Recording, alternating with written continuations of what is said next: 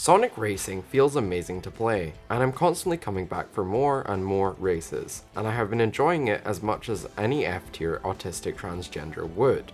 But the game sure does have issues, and I'm here today to talk about the good and bad of the game from a casual gamer's perspective.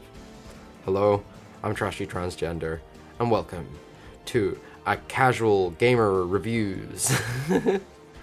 And I just realized I called it Sonic Racing instead of Sonic Racing CrossWorlds.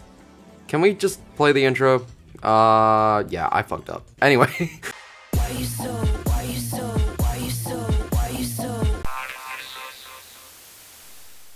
While my life has been complicated recently, I've been looking for a game like Sonic Racing.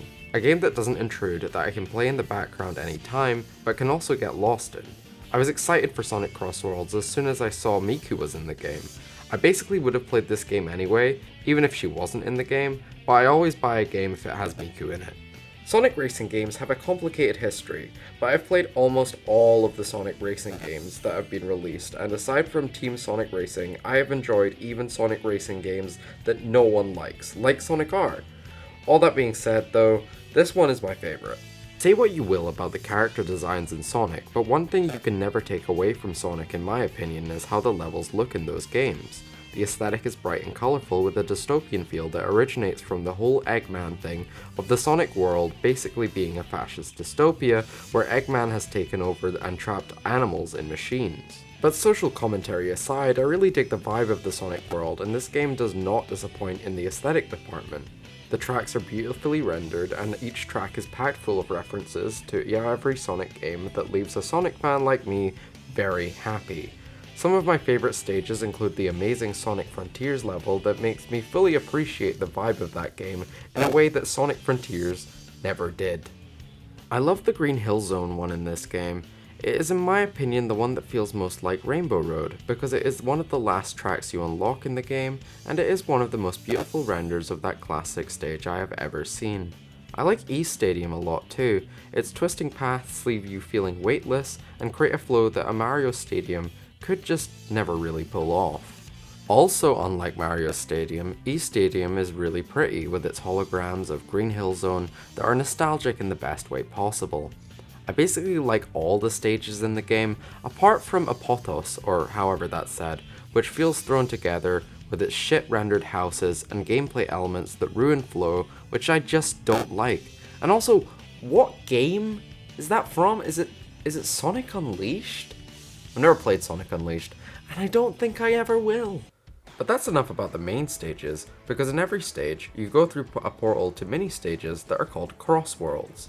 These range from a charming candy stage, because let's be real, every racing game has to have at least one candy-themed stage, to a steampunk stage where you fly past trains, to a prehistoric stage where you zoom past dinosaurs and try not to get eaten. All of these are cool, and I like every single one, but I wish you could play these mini stages in time trial mode, which is maybe something they could add in a future update.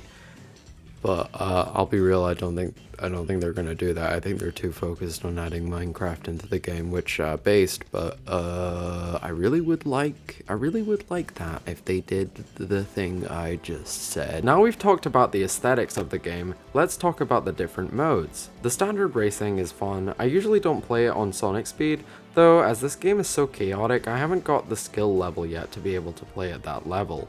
Each race you face off against an NPC who is your rival. Your rival is decided at random and you face off against them in a Grand Prix. The rival is slightly more powerful than you and always starts in first, so beating them is always a big challenge for me. I like the rival system, I just wish there was a way to turn it off when playing by yourself, because you can do it in online matches, but I'll be honest, I never play these games for the online because it is way too chaotic and I'll be honest, everyone's a bit too cracked at it. And when I play Sonic Racing, this isn't in the script, but when I play Sonic Racing online, I mostly just play with my friend Matt, and we just, play against each other instead of playing against a bunch of people in online lobbies. The rivals also have a unique dialogue for each of the characters you play as, which is cool, and it is fun to see iconic Rouge the Bat lines every time I play as her, but as you might have guessed, I'm a Miku main, and you don't get any unique dialogue for her, or seemingly at this point any of the DLC characters, which I have seen on Steam reviews some people are pissed off about, because the DLC is expensive. And I think that's fair, because with all the DLC, this game set me back £80. £80 for a game. No game should be £80, guys. The races are fun, but feel poorly balanced, and I sometimes feel like the game is half based on luck, but maybe that's just because I'm shit at video games. But I will say, there's more of a chance of staying in first if you're playing a Mario Kart, for example. The game is also, like, really punishing if you by mistake hit a wall. In this game, you are fucked, and you may as well spend the in-game currency to retry if you hit a wall, and your entire run can just be ruined by hitting a wall. And that really bums me out, but also it makes my boyfriend gamer rage when we play multiplayer. At this point in the game, I have completed all the currently released cups, but still haven't got a gold trophy for the last one because goddamn, even though I like that cup the most from an aesthetic standpoint, it is really difficult. But I'll be honest, most of my time in this game has been spent playing time trials, and that's because I love time trials in all racing games, but it also gives you a lot of time to appreciate the track's artistry and get better at the game in general. Nothing feels better than beating your high score in time trials in this game, and all racing games in general, and I want to make a video on that, and time trials in general, in the future. Moving swiftly on to the final topic, how does it run? Well, on my gaming PC, it runs like a dream, and I think it's one of the most visually stunning games I own.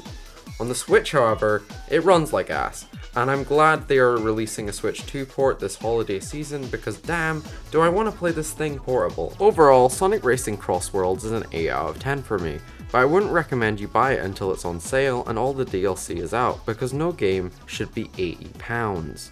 Anyway, thanks for watching, and now I'm going to play time trials for 6 hours with an edible gummy, and I will be feeling yummy. Thank you very much. Okay, bye!